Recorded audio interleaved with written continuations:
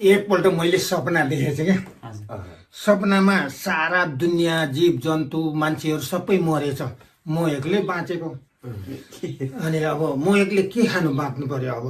म एक्लै बाँच्नुको अर्थ नै के रहेर सारा संसारै खत्तम भएपछि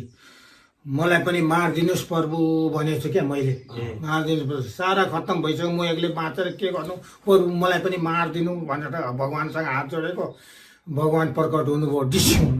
गरेर अनि के भयो मनुष्य भनेको सारा संसार सारा मानव जाति मरेर गइसक्यो म एक्लै बाँचेर के गर्नु प्रभु मलाई पनि मारिदिनु भनेको छु क्या मैले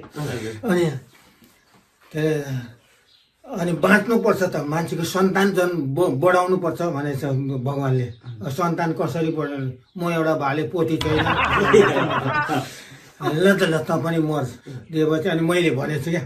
प्रभु मर्नुभन्दा अगाडि अलिकति हजुरले दिएको हजुरको हातबाट दिएको अमृत पिएर मात्रै मर्छु भनेर भनेको छु क्या मैले अनि त्यसो भने अनि भगवान्ले भनेछ थाप भनेछ केमा थाप्नु हजुर भनेको क्या मैले ऊ त्यहाँ नरिवलको खपडा छ ल्याएर थाप भने मेरो पालो गएर म नरिवलको ल्याएर खपडा ल्याएर थापेको थाप्नु खोज्यो तलतिर दुलो रहेछ प्रभु यहाँ त मुनिएर दुलो रहेछ भनेको औँलाले बुझाएर थाप भनेर भने मेरो पालो औँलाले बुझाएर यसो नरिवल खपडाले थापेको है भगवान्ले अमृत हालिदिनु भयो चट्ट अमृत हालिदिनु भयो त्यो औँलाले बुझाएर त्यो पालमा लगाएको औँला बद बद पोले है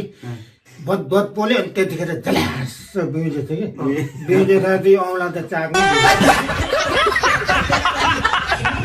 That's the funniest thing I've ever seen.